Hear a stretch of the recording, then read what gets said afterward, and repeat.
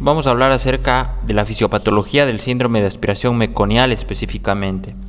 La fisiopatología del síndrome de aspiración meconial implica la eliminación intrauterina de meconio, la aspiración y la enfermedad pulmonar, lo que va a resultar en hipoxemia y en acidosis.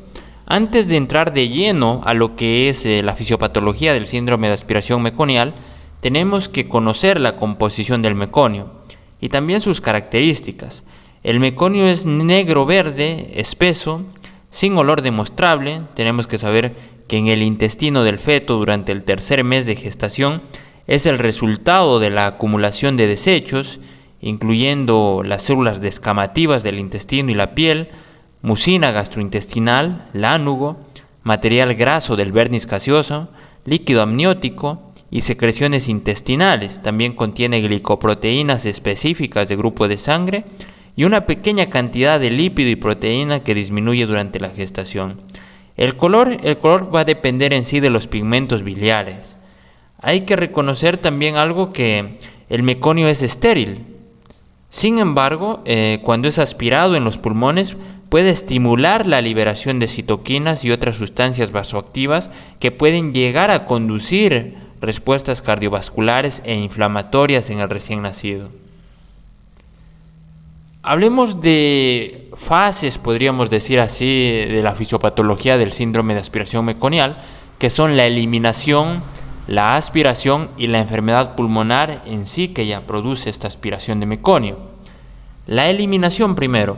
La eliminación de meconio comienza en el primer trimestre del embarazo, disminuyendo en forma progresiva hasta las 20 semanas, coincidiendo con la inervación del esfínter anal. La eliminación del meconio puede ser causado por el aumento de la peristalsis y la relajación del esfínter anal durante la hipoxia, con niveles más altos de motilina en sangre de cordón. Es decir, esta hipoxia, que principalmente suele ser la causa primordial de este síndrome de aspiración meconial, produce un aumento de la peristalsis intestinal de la mano con una relajación del esfínter anal, por lo cual hay una eliminación de meconio. Posteriormente, la segunda fase, que sería la aspiración, tenemos que saber... Vuelve a pasar esa moto. Tenemos que saber en esta fase que la aspiración de meconio puede realizarse antes del parto por gas bien fetal o en las respiraciones iniciales después del parto. En sí, la hipoxia prolongada estimula la respiración fetal, que puede conducir a la aspiración de líquido amniótico. El meconio que permanece en la faringe o la tráquea después del parto puede ser aspirado durante las respiraciones iniciales también, siendo más probable que ocurra en un recién nacido deprimido. Y vamos a la tercera fase, que sería la fase ya en sí de la enfermedad pulmonar que produce esta aspiración del meconio. El meconio aspirado altera la respiración normal por varios mecanismos. Estos incluyen la obstrucción de las vías respiratorias, irritación química, inflamación, infección y la inactivación del surfactante. En la mayoría de los casos de síndrome de aspiración meconial grave son causados principalmente antes de nacer y vienen asociados a asfixia e infección en lugar de la aspiración de meconio por sí misma. Lo que suele producirse en esta enfermedad pulmonar, los mecanismos que la producen son la obstrucción respiratoria, una de ellas, que es la obstrucción de la vía aérea en sí, que puede ser completa o parcial.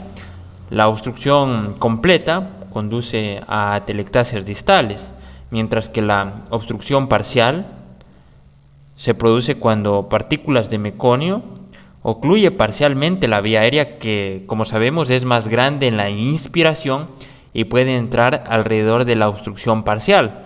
Sin embargo, como la vía respiratoria se estrecha durante la expiración, el tapón de meconio ocluye completamente la vía aérea, produciendo sobredistensión del pulmón y ruptura alveolar, lo que se conoce como efecto de válvula en este síndrome de aspiración meconial. El otro mecanismo para el daño pulmonar es la irritación química e inflamación. Los componentes de meconio que ya sabemos causan inflamación del pulmón 24 a 48 horas después de la aspiración, constituyendo una neumonitis exudativa inflamatoria con alteraciones epiteliales, exudación proteica y necrosis celular. Además, tenemos que saber que la fosfolipasa A pancreática parece contribuir directamente a la lesión pulmonar. El otro mecanismo de daño del pulmón es la infección.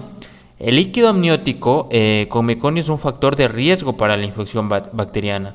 A pesar de que, como ya dijimos, el meconio es estéril, el componente mucopolisacárido proporciona un excelente caldo de cultivo para bacterias como el Escherichia coli.